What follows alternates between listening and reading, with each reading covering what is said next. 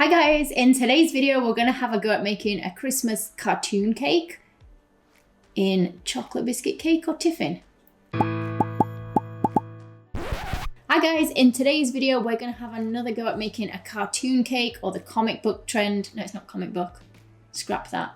Hi guys, in today's video we're going to have a go at making a Christmas cartoon cake. Only this time we are having a go at making it into a Christmas pudding, and instead of cake in the middle, this one's chocolate biscuit cake.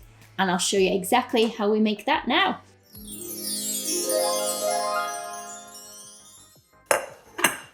So, we are going to use a round ball tin so that we create a Christmas pudding shape. Don't worry if you've only got half.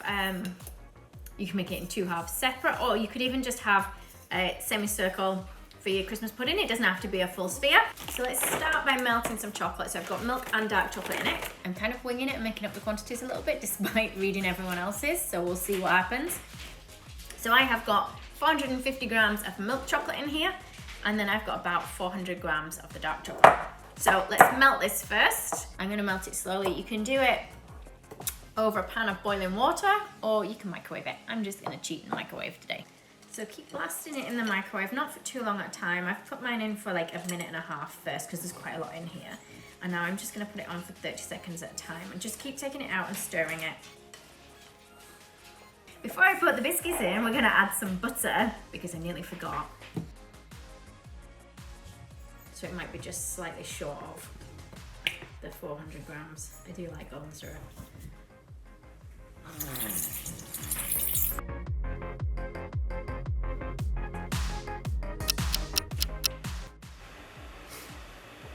Let's get this in with the chocolate where it should have been to start with.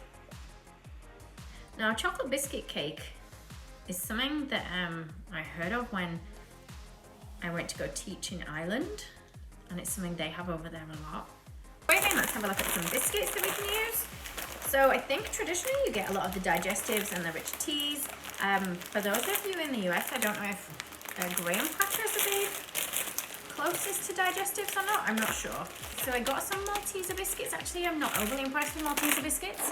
Maltesers, I put in them regularly as well. Lotus biscuits. So there's 300 grams in the pack. I don't think I'm going to use this full pack, but let's put them into like a food.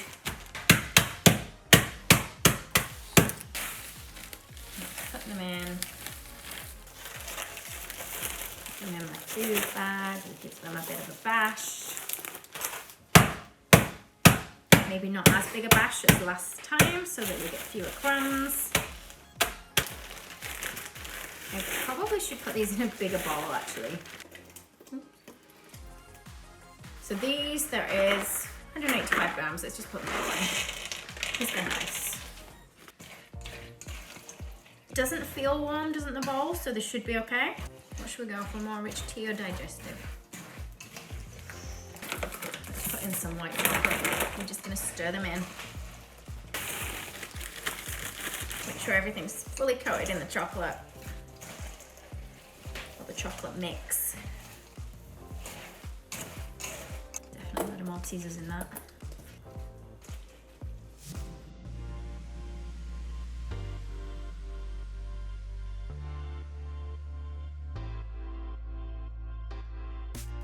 So I'm gonna put it in the fridge and hope that it does set. So it's had maybe 3 hours in the fridge. I'm hoping it's enough. Okay. So that has actually set and come out. So I'm gonna cover the whole thing in chocolate ganache. This is gonna fill in all those indentations that there are because it's not very smooth at the moment.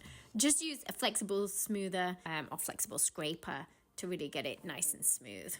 I'm going to stick it to a base. It's just a cake board that I've got with a bit of chocolate ganache. And then I'm going to roll some fondant. I wanted to use modeling chocolate for this one, guys, but I didn't have any to hand. So I've just got some brown fondant. So I tried to roll it reasonably thin.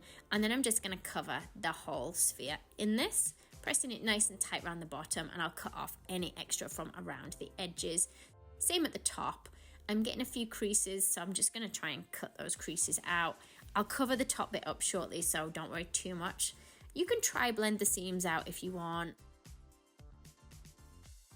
I know a lot of you guys don't like fondant to eat. It's more for effect on this one, I'm afraid. I'm gonna put some white fondant on the top.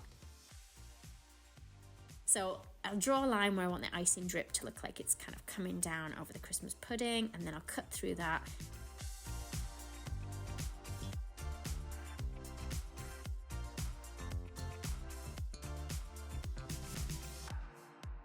I'm gonna melt some white chocolate and I'm gonna dye it red in color. Just putting them on a cocktail stick and giving them a little dip. I need to just wait for those to set. A dab of water on to make it sticky so they hold in place. And then I'm gonna dust edible food colors onto the fondant at the front so that it creates sort of the look of shadows, and hopefully it's gonna make it look more like the cartoon cake effect that we want on this one. I'm actually using modeling paste, which sets a little bit harder than fondant for this. So I'm gonna draw out the outline of my holly leaves.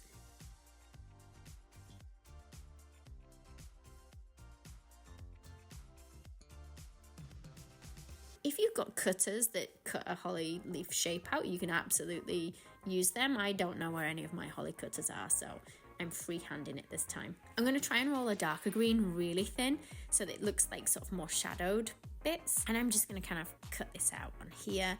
I did look up images of different cartoon holly leaves to see where people put like the shading in things for where I needed to put lighter and darker patches on these. And of course we need to start outlining them for them to look a little bit more comic style or cartoony style. I just use an extruder for a lot of this, like it's a little clay extruder, but I only use it for my fondant. And then let's make a couple of little eyes. So keeping them fairly simple with some nice little white dots. Let's make a mouth. Let's add some white highlights to those berries. I was going to say cherries, but they would be berries, wouldn't they? They'd be holly berries on my Christmas pudding. Add some lighter spots and some darker spots, and then the all-important outline, which is what makes it kind of cartoony. And then I'm going to stick those holly leaves in place. They have had a bit of time to firm up. And then let's just go around the edge of the white icing. Let's get those eyes stuck on, and the mouth. Just makes it look a little bit cuter. And some pink ovals for the cheeks. And then let's just finish putting that outline on. So with these cartoon trend cakes, the outline wants to go around the very edge, so from the view that you're looking at it. So I've got it front on and the outline's just around the edge. Just touch up a bit of the red up there. I'm also going to put some of the outline on the plate. Well, technically it's not a plate, it's my cake board, but to make it look like a plate, just to finish off that real cartoon look.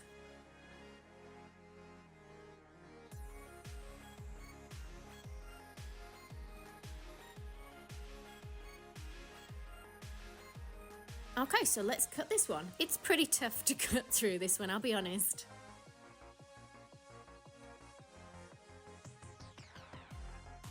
I hope you enjoyed this one, guys. I enjoyed it, and I am really gonna enjoy eating this one.